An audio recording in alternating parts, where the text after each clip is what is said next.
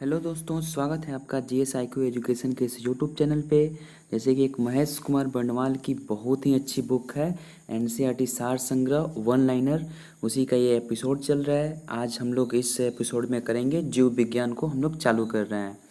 ठीक है, जीव विज्ञान को शुरू करने से पहले आप लोगों को एक बहुत ही इम्पोर्टेंट बात बता देना चाहता हूँ कि और भी सब्जेक्ट का वीडियो बहुत जल्द ही अपलोड किया जाएगा अगर आप लोगों का अच्छा रिस्पॉन्स रहा तो। इसके पहले मैंने आधुनिक भारत का इतिहास का कुछ वीडियोज को मैंने अपलोड किया है। फिर एक इन्वायरमेंट एंड इकोलॉजी का भी एक एपिसोड मैंने अपलोड किया है। तो अगर आप लोग उसको देखना चाहते हैं तो इसके डिस्क्रिप्शन बॉक्स में जाएं, वहाँ पे उसका लिंक मिल जाएगा। तो आज हम लोग जीव विज्ञान का ये एपिसोड चालू कर रहे हैं। अगर आप लोगों को ये अच्छा लगता है, यह वीडियो अच्छा लगता है, तो इस चैनल को सब्सक्राइब करें, लाइक करें और अपने दोस्तों को शेयर करें। तो चलिए शुरू करते हैं। जीव विज्ञान की इस टॉपिक का नाम है जीव विज्ञान की उपशाखाएं। तो इसमें देखते हैं ब्रांचेज ऑफ बायोलॉजी। विटीकल्चर के द्वारा क्या उत्पादित होता है? विटीकल्चर के द्वारा क्या उत्पादित होता है? तो अंगूर। जेरोंटोलॉजी के अंतर्गत वृद्धावस्था एवं आयु वृद्धि के प्रभाव के विषय का अध्ययन किया जाता है। वर्मी कल्चर में कौन सा कीट प्रयुक्त होता है? तो केंचुआ होता है, अर्थवर्म। पेडोलॉजी के अंतर्गत किसका वैज्ञानिक अध्ययन किया जाता है? तो मृदा का। फूलों के अध्ययन को क्या कहते हैं? तो एंथोलॉजी। कीटों का वैज्ञानिक अध्ययन क्या कहलाता है? तो एंटोमोलॉजी। जनसंख्या एवं मानव जाति के आंकड़ों का अध्ययन क्या कहलाता है? तो जननांकिकी कहलाता है, जिसको डेमोग्राफी कहते हैं। जीवाश्म विज्ञान यानी कि पैलियोबोटनी के अंतर्गत पादप जीवाश्म यानी फॉसिल्स प्लांट का अध्ययन किया जाता है। विभिन्न संस्कृतियों के वैज्ञानिक विवरण के तुलनात्मक अध्ययन को क्या कहा जाता है? तो एथनोलॉजी कहा जाता है। सब्जी का अध्ययन किस शाखा के अंतर्गत किया जाता है? तो ओलेरी कल्चर के अंतर्गत किया जाता है। नेक्स्ट बिंदु है कि अस्थियों का अध्ययन विज्ञान के किस शाखा के अंतर्गत किया जाता है? तो ऑस्टियोलॉजी के अंतर्गत किया जाता है। सर्पों के विषय में जानकारी प्राप्त करना क्या कहलाता है? तो सर्पेटोलॉजी कहलाता है। हाइड्रोपोनिक्स किससे संबंधित है? तो मृदा विहीन पादप संवर्धन से संबंधित है। जंतु विज्ञान यानी कि जूलॉजी के अंतर्गत किन जंतुओं का अध्ययन किया जाता है? तो जीवित व मृत दोनों प्रकार के जंतुओं का। नेक्स्ट देखते हैं। जीव विज्ञान की विभिन्न शाखाओं के जो जनक है, एक तरफ हम देखेंगे कि जीव विज्ञान की जो भी शाखा है उसके जनक यानी कि उसके फादर्स कौन है। ठीक है, तो जंतु विज्ञान, तो जंतु विज्ञान यानी कि जूलॉजी के जनक अरस्तु हैं। वनस्पति विज्ञान यानी बोटनी के जनक जो है थियोफ्रेस्टस है। सूक्ष्म जीव विज्ञान के जनक लुई पास्चर हैं। जीवाणु विज्ञान यानी कि बैक्टीरियोलॉजी के जनक रॉबर्ट कोच है। प्रतिरक्षा विज्ञान यानी कि इम्यूनोलॉजी के जनक एडवर्ड जेनर है। वर्गीकी अथवा वर्गीकरण विज्ञान यानी जिसको टैक्सोनॉमी के नाम से जाना जाता है, उसके जनक कैरोलस लिनियस है। रुधिर परिसंचरण तंत्र ब्लड सर्कुलेशन सिस्टम के जनक विलियम हार्वे हैं। कोशिका विज्ञान यानी साइटोलॉजी के जनक रॉबर्ट हुक है। उत्परिवर्तन यानी म्यूटेशन, इसके जनक ह्यूगो डी ब्रिज है। कवक विज्ञान, इसके जनक एंटन डी बेरी है। पादप शरीर क्रिया विज्ञान स्टीफन हेल्स है। आधुनिक वनस्पति विज्ञान यानी कि मॉडर्न बॉटनी के जनक कैरोलस लिनियस है। रुधिर वर्ग यानी कि ब्लड ग्रुप के जनक कार्ल लैंडस्टीनर है। अंतःस्राव विज्ञान यानी कि इंडोक्रायोनोलॉजी है, इसके जनक जो है वो थॉमस एल्वा एडिसन है। अनुवांशिकी यानी कि जेनेटिक्स के जनक ग्रेगर जॉन मेंडल हैं। आधुनिक अनुवांशिकी यानी कि मॉडर्न जेनेटिक्स के जनक TH मॉर्गन है। भारतीय पूरा वनस्पति विज्ञान यानी कि इंडिया पैलियोबॉटनी के जनक विरबल साहनी है। अनुवांशिकी अभियांत्रिकी यानी कि जेनेटिक इंजीनियरिंग के जनक पॉल बर्ग हैं। शैवाल विज्ञान यानी कि फाइकोलॉजी के जो जनक हैं विलियम हेनरी हार्वे हैं।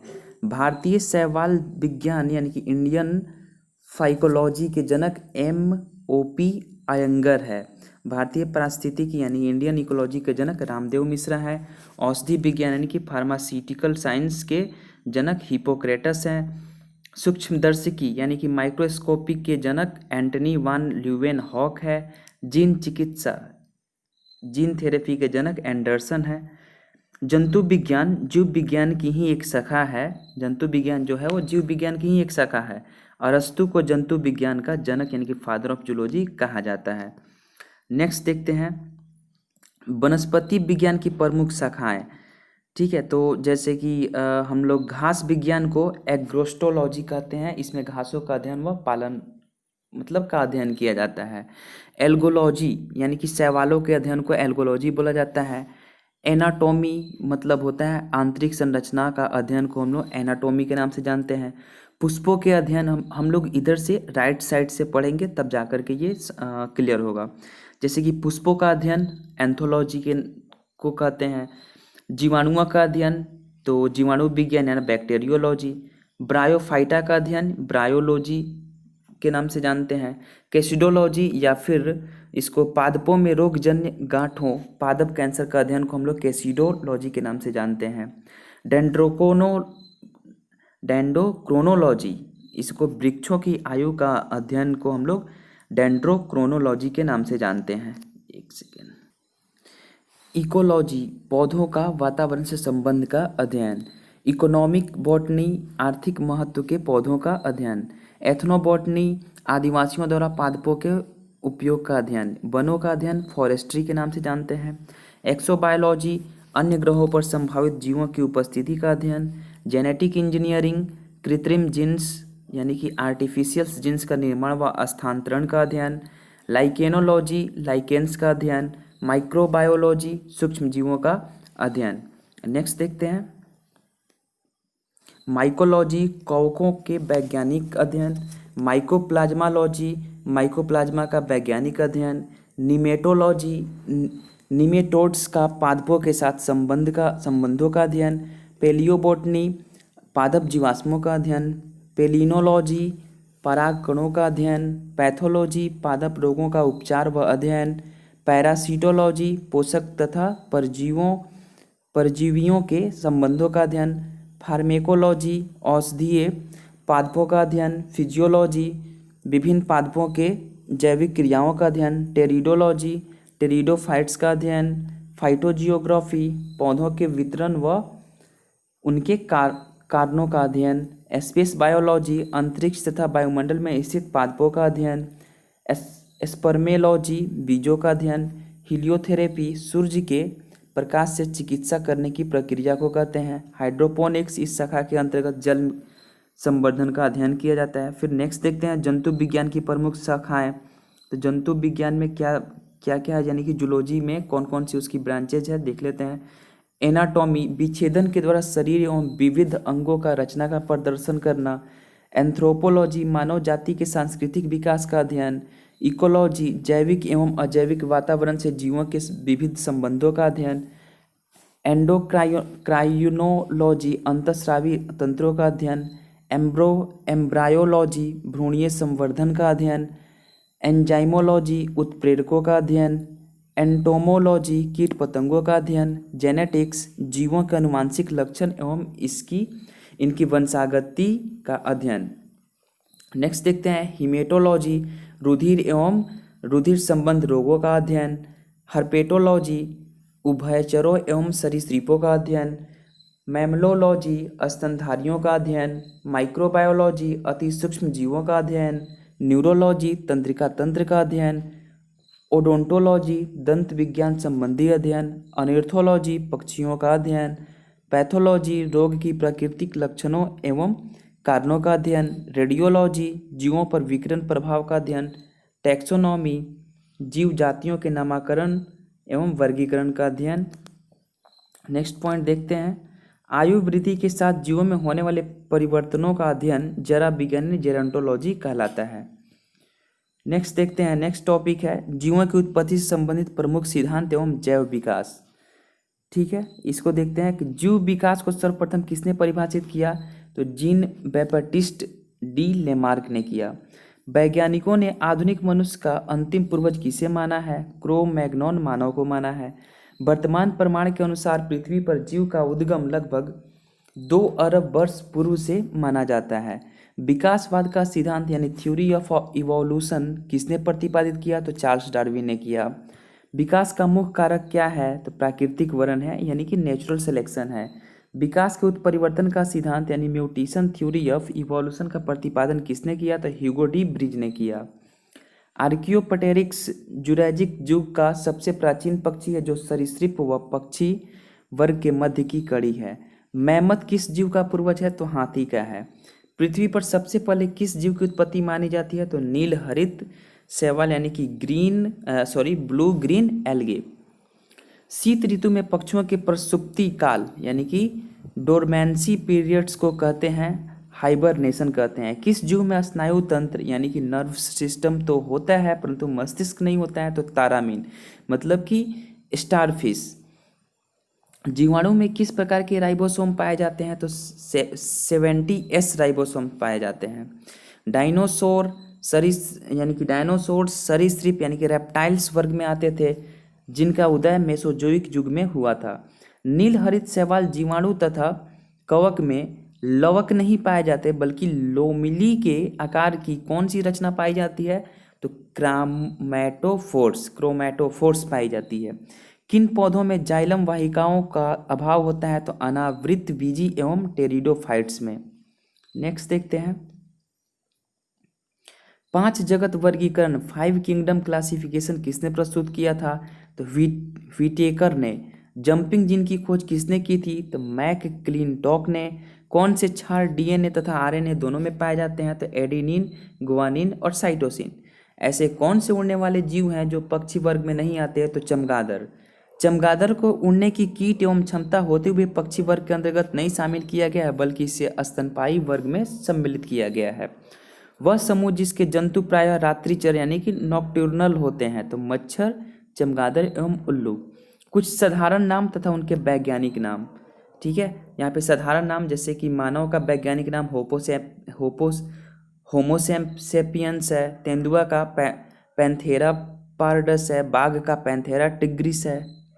शेर का पैंथेरा लियो है। मटर का पाइसम सटाइवम है। बिल्ली का फेलिस कैटस है। मेढक का राना ट्रिगिना है। धान का ओराइजा सटाइवा है। सरसों का ब्रेसिका कंपोस्ट्रिस है। चना का सीसर एरिएटिनम है। गेहूं का टिट्रिकम एस्टिवम है। गाय का बॉस इंडिकस। आम का मैंगीफीरा इंडिका। प्रकाश संश्लेषण की प्रकाशिक एवं अप्रकाशिक अभिक्रिया क्लोरोप्लास्ट में कहाँ संपन्न होती है? तो क्रमशः ग्रेना एवं स्ट्रोमा में। मोलास्का संघ के कुछ जंतु में नीले या हरे रंग का रक्त किसके कारण होता है? तो हिमोयासिनिन के कारण होता है। मानव हृदय का बायां निलय प्रकोष्ठ पूर्णतः ऑक्सीजन कृत रक्त को महाधमनी में और संपूर्ण शरीर में भेजता है। नेक्स्ट पॉइंट देखते हैं कि कवकों और उच्चतर पादपों की जड़ों के मध्य कौन सा कार्यात्मक साहचर्य यानी कि फंक्शनल एसोसिएशन पाया जाता है? तो कवक मूल माइकोराइजिया पाया जाता है। ईस्ट और मशरूम किस प्रकार के जीव हैं? तो फम्फूद यानी फंगी हैं। कपास में पाया जाने वाला प्रमुख घटक कौन सा है? तो सेल्यूलोज है। लाइकेन किससे निर्मित होते हैं? कवकों एवं शैवालों से होते हैं। जीवन चक्र की दृष्टि से पौधे का सबसे महत्वपूर्ण अंग कौन सा है? तो पुष्प है। क्लोरोफिल के निर्माण में कौन सा तत्व महत्वपूर्ण होता है? तो मैग्नीशियम महत्वपूर्ण होता है। अधिकांश कीट किसके द्वारा शोषण करते हैं? तो वातक तंत्र द्वारा जिसको ट्रेकिया कहा जाता है। कुनैन आवर्त बीजी पादप का उदाहरण है जो सिनकोना नामक पादप की छाल से प्राप्त होता है तथा यह मलेरिया के उपचार के लिए प्रयोग किया जाता है। सेव में पाए जाने वाला लाल रंग का कारण क्या है? तो एंथोसाइनिन है। टमाटर में लाल रंग किसके कारण की उपस्थित होता है? तो लाइकोपिन की उपस्थिति के कारण होता है। शहतूत के फल का वैज्ञानिक नाम क्या है? तो सोरोसिस है। सर्पों के विष ग्रंथि यानी कि वेनम ग्लैंड्स किसके समांग होते हैं? किसके समांग है? तो कशेरुकी प्राणियों के लार ग्रंथ यानी कि स्लैवरी ग्लैंड के समान होते हैं। नीपेंथिस खासियाना यानी कि पिचर प्लांट नामक पौधा मुख्यतः भारत के किस राज्य में पाया जाता है? तो मेघालय में पाया जाता है। चट्टानों पर उगने वाले पादप क्या कहलाते हैं? तो शैलोदभिद कहलाते हैं। घटपर्णी यानी कि पिचर प्लांट कीटभक्षी पादप के अंतर्गत आता है। इसकी पत्तियों के पर्ण फलक घड़े के रूप में रूपांतरित हो जाते हैं। कौन सा प्राणी अपनी आंत में जल संग्रह करता रहता है? तो ऊंट करते रहता है। सबसे बड़ा अकशेरुकी इन्वर्टेब जीव कौन सा है? तो कोलोसल स्क्विड है। नेक्स्ट देखते हैं, लीची के फलों को किस शाखा के अंतर्गत रखा गया? तो एक बीजी बेरी के अंतर्गत रखा गया। हल्दी पौधे के तने हल्दी पौधे के तने स्टेम से प्राप्त होती है तथा हल्दी पौधे के तने से प्राप्त होती है तथा उसका खाने वाला हिस्सा प्रकंद यानी कि रिजोम कहलाता है। लाल मिर्च किसकी उपस्थिति के कारण तीखी होती है? तो कैप्सेसिन के कारण होती है। सबसे बड़ा स्तनपायी जीव कौन सा है? तो व्हेल है। रेशम का कीड़ा यानी कि सिल्क वर्म को अपने जीवन काल की किस अवस्था में वाणिज्यिक तंतु यानी कि कॉमर्शियल फाइबर्स उत्पन्न करता है? तो प्यूपा अवस्था में करता है। गर्म रुधिर वाले यानी कि वार्म ब्लडड या समतापी जंतु के शरीर का तापमान कितना होता है? तो सदैव एक समान होता है। समुद्री घोड़ा किस प्रकार के जीव का उदाहरण है? तो मछली का है। वह कौन सा स्तनपायी है जो अंडे देता है बच्चे नहीं? तो एकिडना। जानने की इच्छा प्रकट करना तथा गूढ़ चिंतन व मनन करना मनुष्य को वानर गुणों से अलग करता है। मानव शरीर में पाई जाने वाली सबसे छोटी कोशिका है शुक्राणु। सील किस वर्ग का प्राणी है? तो स्तनपायी। कॉर्क किस पेड़ से प्राप्त होता है? तो कैवर्कस से प्राप्त होता है। डॉल्फिन किस वर्ग के अंतर्गत आता है? तो स्तनपायी। अफीम या मॉर्फिन पोस्ते के पौधे के अधपके फल से प्राप्त होती है। गन्ने के रोपण में उसके किस भाग का प्रयोग किया जाता है? तो तना। लहसुन की गंध द स्मेल ऑफ गार्लिक का कारण क्या है? तो सल्फर यौगिक की उपस्थिति। शुष्क जलवायु में अनुकूलित पेड़ पौधों को क्या कहते हैं? तो मरुद्भिद यानी कि जेरोफाइट्स कहते हैं। जल एवं स्थल दोनों पर रहने वाले जीवों को उभयचर वर्ग के अंतर्गत रखा जाता है जैसे कि मेढक। नेक्स्ट पॉइंट देखते हैं, अधिपादप एपीफाइट्स अन्य पौधों पर क्यों निर्भर रहते हैं? यांत्रिक सहारे के लिए निर्भर रहते हैं। टिक्स और माइट्स किस जीव वंश से संबंधित है? तो मकड़ी वंश से। जुगनू फायरफ्लाई की चमक किस एंजाइम के कारण होती है? तो ल्यूसीफेरस के कारण होती है। सन हेम्पेरेसे किससे प्राप्त किया जाता है? तो फ्लोएम से प्राप्त किया जाता है। लेग हीमोग्लोबिन किस में पाई जाती है? तो लेग्यूम मूल ग्रंथियों में पाई जाती है। डार्विन की पुस्तक on the origin of species का कब प्रकाशित हुई थी? तो वर्ष 1859 में प्रकाशित हुई थी। जैव विकास के पक्ष में किस स्रोत से प्रत्यक्ष प्रमाण प्राप्त होते हैं? तो जीवाश्मों से। जीवों के विकास यानी कि इवोल्यूशन के संदर्भ में कौन सा अनुक्रमण सही है? तो सैलामेंडर, अजगर, कंगारू। किन कशेरुकी जीवों में कंकाल पूर्णतः अनुपस्थित होता है? तो सरीसृप।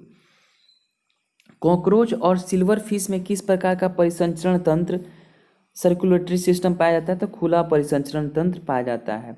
स्तनपायी भ्रूण के उत्सर्जनीय उत्पाद किसके द्वारा बाहर उत्सर्जित किए जाते हैं? तो अपरा के यानी प्लेसेंटा के द्वारा।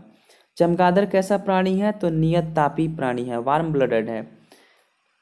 विज्ञान की पैलियोओंटोलॉजी नामक शाखा के अंतर्गत जीवाश्मों यानी कि फॉसिल्स का अध्ययन किया जाता है।